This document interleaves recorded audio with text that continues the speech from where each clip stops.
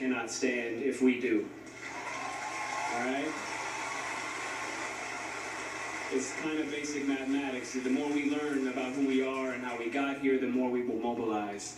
Now, this is also in particular for the black women, in particular, who have spent their lifetimes dedicated to nurturing everyone before themselves. We can and will do better for you. Now, what we've been doing is looking at the data, and we know that police somehow manage to de-escalate, disarm, and not kill white people every day. So what's going to happen is we are going to have equal rights and justice in our own country, or we will restructure their function and ours.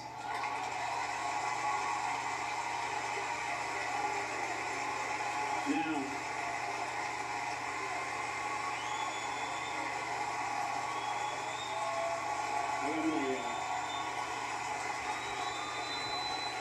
yesterday would have been young Tamir Rice's 14th birthday.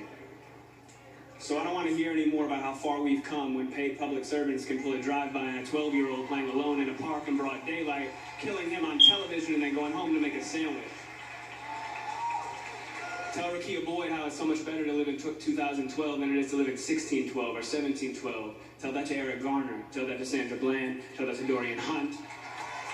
Now the thing is, though, all of us in here getting money, that alone isn't going to stop this. All right? Now, dedicating our lives to getting money just to give it right back for someone's brand on our body, when we spent centuries praying with brands on our bodies, and now we pray to get paid for brands on our bodies, there has been no war that we have not fought and died on the front lines of. There has been no job we haven't done. There's no tax they haven't levied against us, and we've paid all of them. But freedom is somehow always conditional here. You're free, they keep telling us. But she would have been alive if she hadn't acted so free.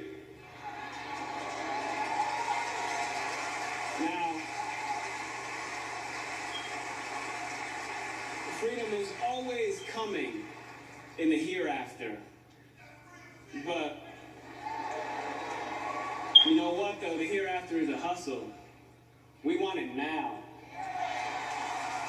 And let's get a couple things straight. Just a little side note. The burden of the brutalized is not to comfort the bystander. That's not our job. All right, stop with all that. If you have a critique for the resistance, for our resistance, then you better have an established record of critique of our oppression.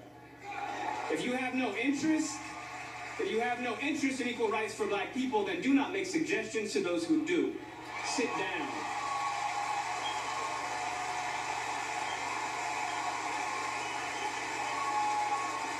We've been floating this country on credit for centuries, and we're done watching and waiting while this invention called whiteness uses and abuses us, burying black people out of sight and out of mind while extracting our culture, our dollars, our entertainment like oil, black gold, ghettoizing and demeaning our creations, then stealing them, gentrifying our genius, and then trying us on like costumes before discarding our bodies like rinds of strange fruit.